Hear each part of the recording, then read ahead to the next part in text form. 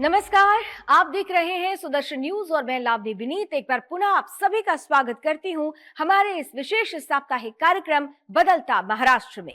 महाराष्ट्र की प्रशासनिक व्यवस्था में एक बड़ा बदलाव करते हुए राज्य सरकार ने वरिष्ठ आईएएस अधिकारी राजेश अग्रवाल को नया मुख्य सचिव नियुक्त किया है। 30 नवंबर को पूर्व चीफ सेक्रेटरी राजेश कुमार का कार्यकाल समाप्त होने पर राजेश अग्रवाल ने औपचारिक रूप से राज्य के शीर्ष प्रशासनिक पद का कार्यभार संभाला। 1989 बैच के महाराष्ट्र कैडर से आईएएस ऑफिसर राजेश अग्रवाल ने आईआईटी दिल्ली से कंप्यूटर साइंस में बीटेक की डिग्री हासिल की है।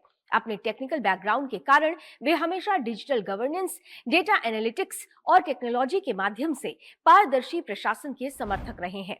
सेवा के दौरान उन्होंने नकली लाभार्थियों की पहचान कर उन्हें सरकारी योजनाओं से हटाने, वास्तविकता में एलिजिबल लोगों तक सब्सिडी पहुंचाने और नागरिक डेटाबेस को मजबूत करने के लिए कई अहम कार्य किए।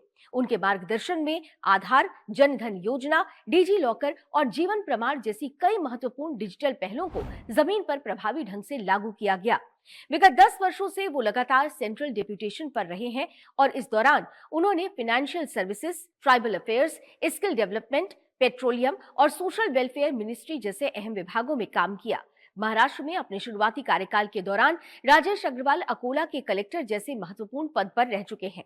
इसके अलावा उन्होंने राज्य के सूचना प्रौद्योगिकी विभाग, अकाउंट्स और ट्रेजरी विभाग में भी अहम जिम्मेदारियां निभाई हैं। आज रोजी मी महाराष्ट्राच्या मुख्य सचिवाच्या पदभार स्वीकारला आहे आणि आपण सर्वांनी ग्वाही देतो की पूर्ण ऑनेस्टीने, इंटिग्रिटीने आणि महाराष्ट्राचा विकास कसा होईल।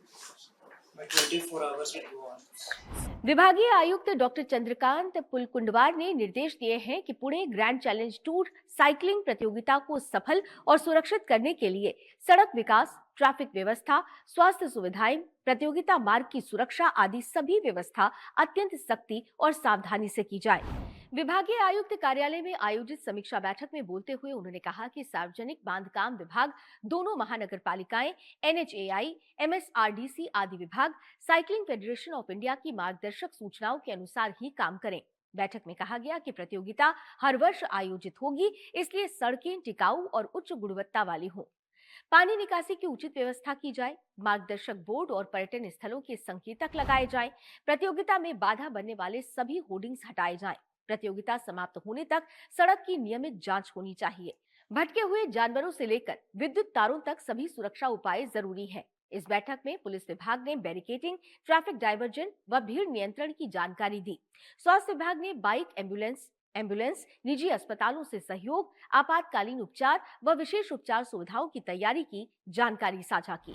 महाराष्ट्र के सांस्कृतिक कार्य मंत्री एडवोकेट आशीष शेलार ने घोषणा करते हुए कहा कि संत श्रेष्ठ श्री ज्ञानेश्वर महाराज के जन्म जयंती वर्ष के अवसर पर राज्य भर में सांस्कृतिक कार्यक्रमों का आयोजन सांस्कृतिक कार्य विभाग के माध्यम से किया जाएगा।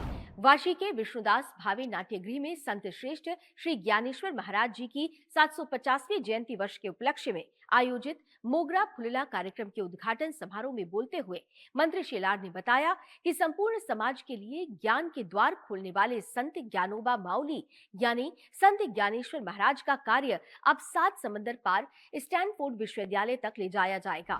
भारतीय परंपरेचा, ज्ञानेश्वरांच्या, ज्ञानेश्वरींचा, माऊलींच्या आदर्शांचा, शिकवणीचा, मानवतावादाचा, प्राणीमित्राचा, पर्यावरणाचा, आध्यात्मिक यात्रेचा, या वेगवेगळ्या अर्थाने ज्ञानेश्वरीचा उकल होईल, चर्चा होईल, अशा पद्धतीचा अमेरिकेतला स्टॅनफोर्ड मध्ये सुद्धा कार्यक्रम करावा अशा आमच्या प्राथमिक बोलणी चालू आहेत। महाराष्ट्र के आरोग्य मंत्री प्रकाश आंबेडकर ने मुंबई के परेल स्थित टाटा मेमोरियल हॉस्पिटल का दौरा कर कैंसर उपचार की आधुनिक तकनीकों और चल रही स्वास्थ्य सेवाओं की विस्तृत समीक्षा की। इस उच्च स्तरीय भेंट के दौरान आरोग्य मंत्री ने कैंसर मुक्त महाराष्ट्र का संकल्प दोहराते हुए कहा कि सार्वजनिक स्वास्थ्य विभाग और टाटा कैंसर हॉस्पिटल के संयुक्त प्रयासों से महाराष्ट्र को कैंसर मुक्त बनाना अब सिर्फ लक्ष्य नहीं बल्कि मिशन है। इसी के तहत राज्य सरकार ने महात्मा फुले जन आरोग्य योजना के तहत पैकेज दरों में बढ़ोतरी की है, जिससे अब कैंसर पीड़ितों को और अधिक राहत मिलेगी। उन्होंने बताया कि राष्ट्रीय स्वास्थ्य अभियान और टाटा कैंसर केयर हॉस्पिटल की तकनीकी सहयोग से अब 26 जिलों में डे केयर कैंसर सेंटर स्थापित किए जाएंगे। इससे दूर दराज और ग्रामीण जिलों में इलाज के लिए महानगर आने वाली भीड़ कम होगी और स्थानीय स्तर पर ही मरीजों को आवश्यक सेवाएं मिल जाएंगी। आज के बदलता महाराष्ट्र के हमारे इस अंक में केवल इतना ही। नवीन जानकारियों के साथ एक बार पुनः आपसे भेंट होगी अगले सप्ताह इसी समय सुदर्शन न्यूज पर। तब तक के लिए लावनी विनीत को दीजिए अनुमति। जय महाराष्ट्र, जय हिंद।